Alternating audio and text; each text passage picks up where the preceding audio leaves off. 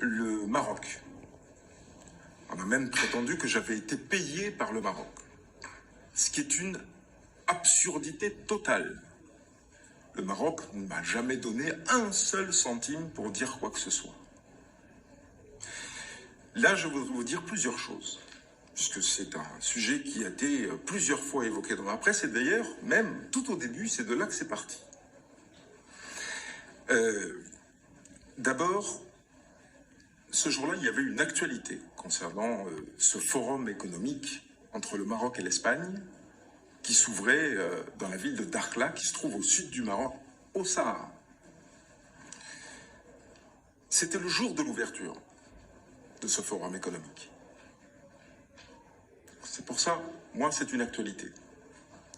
Le deuxième point intéressant, c'est que ça se déroule à Dakhla, qui est une ville du Sahara.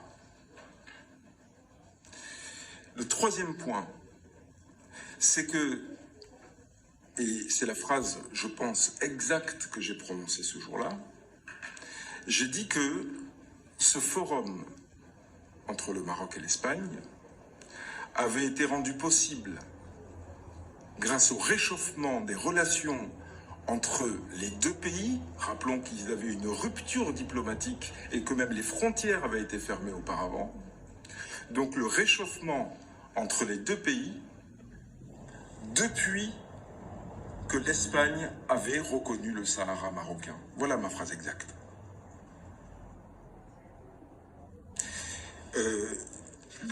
La dernière personne, j'avais noté quelque part, qui avait parlé de Sahara marocain, alors vous allez me dire, oui, mais c'est un homme politique, je crois que c'est le chancelier autrichien. Et ça date de la semaine dernière. Je veux ajouter, si vous le permettez, Madame la rapporteure, un élément qui,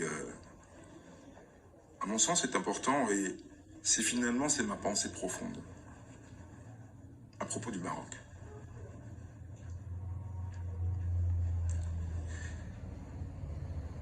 Dès lors que le sujet du Maroc et de mon expression Sahara marocain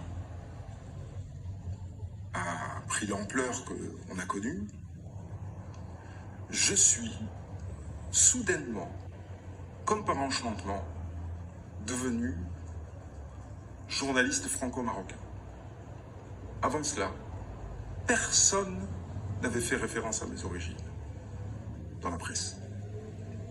D'ailleurs, il y a même des gens qui se demandaient de quelle origine j'étais.